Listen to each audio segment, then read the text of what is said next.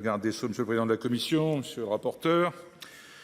En 2013, l'action de groupe était qualifiée par le ministre d'alors, monsieur Pierre Moscovici, comme une véritable conquête démocratique, mais en même temps qu'il ne s'agissait pas d'ouvrir la boîte de Pandore et de susciter des comportements de chasseurs de primes. Restreinte au droit de la consommation à ses origines, la procédure d'action de groupe a été élargie par la loi du 18 novembre 2016 à d'autres matières, telles que l'environnement et la santé. Les garde-fous visant à éviter les dérives constatées dans d'autres pays, aux graves conséquences pour les entreprises, toujours selon Pierre Moscovici, ont dévitalisé cette promesse de justice accessible au plus grand nombre. Le bilan fait apparaître, selon la direction des affaires civiles et du Sceau, un défaut d'attractivité, cela a été rappelé par plusieurs de nos collègues, si bien que seules 35 actions de groupe ont été initiées depuis 2014. Une seule est parvenue à contourner les méandres procéduraux et à se frayer une place jusqu'au juge qui l'a déclarée recevable. En effet, c'est le 5 janvier 2022 que le juge décidait que le laboratoire Sanofi allait devoir se confronter à une action de groupe formulée par l'association des victimes du valproate de sodium. A été reconnue la légitimité des requérants à vouloir obtenir réparation des malformations et des troubles du neurodéveloppement bien connus par la firme. Sanofi a interjeté appel, l'incertitude demeure à ce jour. La première action de groupe qui passe l'étape de la première instance sera peut-être la première réelle déception d'une procédure trop complexe depuis ses premiers jours. Madame Véronique Legrand, maître de conférence à l'université de Caen, nous rappelle les freins procéduraux.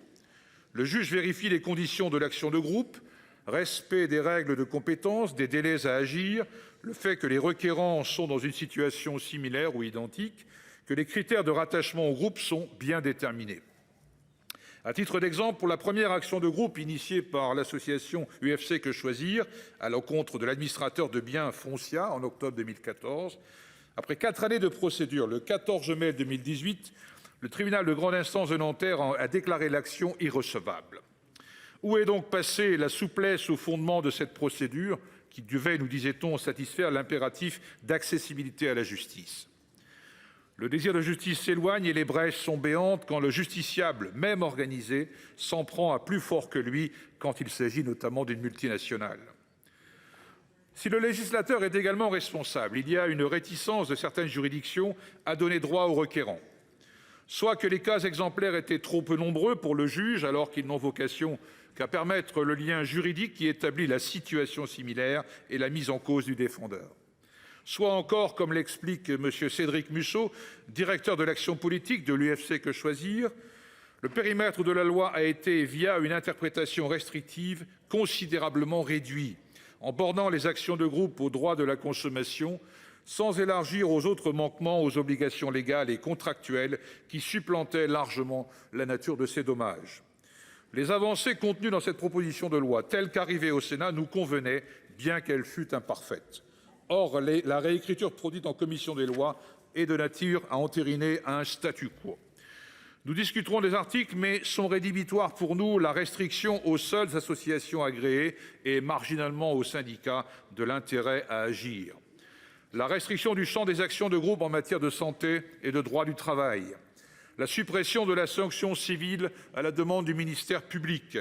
Ou encore le décalage de l'application de la loi aux manquements postérieurs à sa promulgation. Nous ne simulerons pas un pas en avant pour en faire 3 en arrière. Nous ne pouvons feindre de consacrer des droits aux justiciables dont nous savons d'emblée qu'ils ne pourront être correctement exercés. Cette proposition de loi tranche, quoique certaines questions demeurent en suspens, des orientations importantes sur les actions de groupe. Maître Christophe Lecvac, avocat au barreau de Paris, les aborde de façon très pertinente. Par cette loi, l'on demeure dans le dogme de l'inclusion sur demande, refuse les dommages et intérêts punitifs et ne dote pas les demandeurs d'une arme puissante pour rivaliser avec le secret des affaires. Se pose alors la question de savoir si les pouvoirs publics ont conscience que ce texte, en demi-teinte, affaiblit la place de Paris au bénéfice d'autres capitales européennes qui jouent le jeu d'instaurer une véritable action de groupe. Nous espérons pouvoir revenir sur les reculs de la commission des lois qui semble souhaiter protéger davantage les entreprises que leurs victimes, limiter les indemnisations de masse et le contentieux relatif au droit du travail, une immixtion des citoyennes et citoyens lésés dans le système judiciaire. Dans le cas inverse, nous nous abstiendrons. Il faudra, dans la navette, continuer d'enlever les obstacles. L'Assemblée devra s'occuper du secret des affaires, qui ne peut entraver une justice rendue et équitable. L'action de groupe doit pouvoir aboutir afin de dissuader et faire cesser l'impunité. Merci. Merci, cher collègue. La parole est maintenant à Madame Nathalie Goulet pour le groupe